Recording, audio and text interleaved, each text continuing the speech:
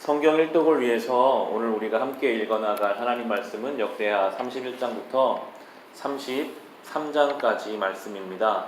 어제 본문에 이어서 히스기야의 통치가 이어져 가고 있습니다. 특별히 이 역대기는 히스기야의 많은 통치 중에서도 예배의 회복을 강조하고 있습니다. 히스기야가 무너진 예배를 회복했는데요.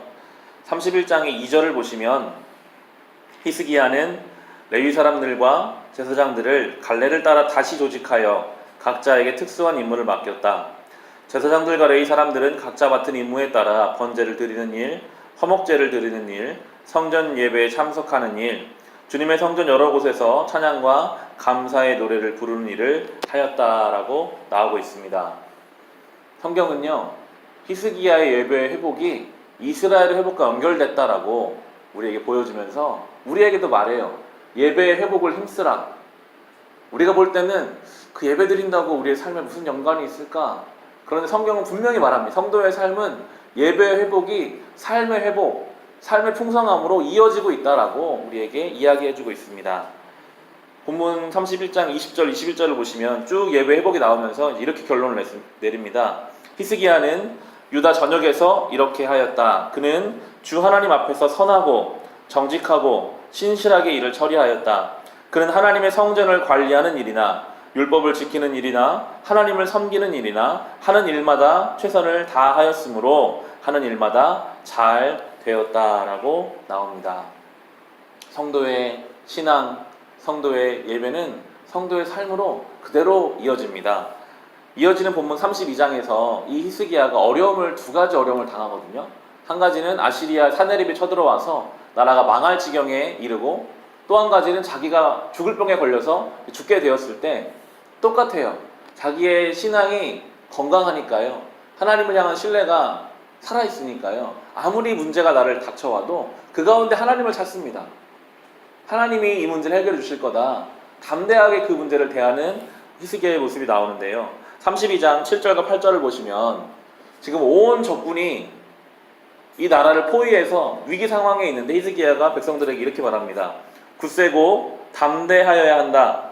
아시리아의 왕이나 그를 따르는 무리를 보고 두려워하거나 놀라지 말아라.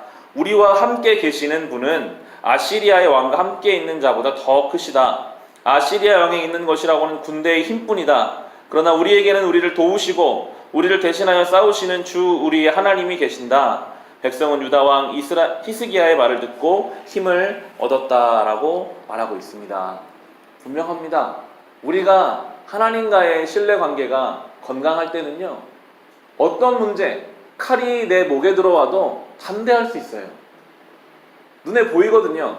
하나님이 지금 나와 함께 하시는구나. 그 어떠한 세상의 존재도 나를 흔들 수가 없구나. 그런데 이 신뢰가 약해지면서부터, 하나님과의 관계가 흔들리면서부터 우리 당연하게 문제 속으로 빠져들어가게 되는 것입니다. 한 장 넘기셔서 이어지는 본문 25절과 26절을 보시면 히스기야도 인간이었기 때문에 너무 건강하고 너무 잘 되다 보니까 교만해지게 됩니다.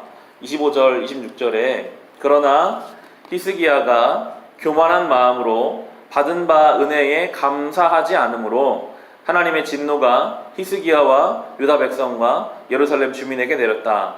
드디어 히스기야가 교만하였던 자신을 뉘우치고 예루살렘 주민도 함께 뉘우쳤으므로 주님께서는 히스기야가 살아있는 동안에는 그들을 벌하지 않으셨다라고 나옵니다. 하나님은 늘 동일하십니다. 하나님은 늘 우리를 사랑하시고 늘 능력의 주님이신데 우리가 달라져요. 좀 잘 되면 하나님 없어도 괜찮겠구나, 교만해지고요. 내 뜻대로 안 되면 믿음이 없어지는 때가 있습니다. 성경은 우리에게 하나님은 동일하시니 우리도 신실을 해야 한다라고 증거해 줍니다. 특별히 히스기야는 참 의로운 왕이어서 이런 은혜를 받았다라고 생각할 수 있지만, 이어지는 33장의 므낫세는 정말 악한 왕이었거든요. 그런데 이 므낫세도 하나님이 버리지 않으셨어요.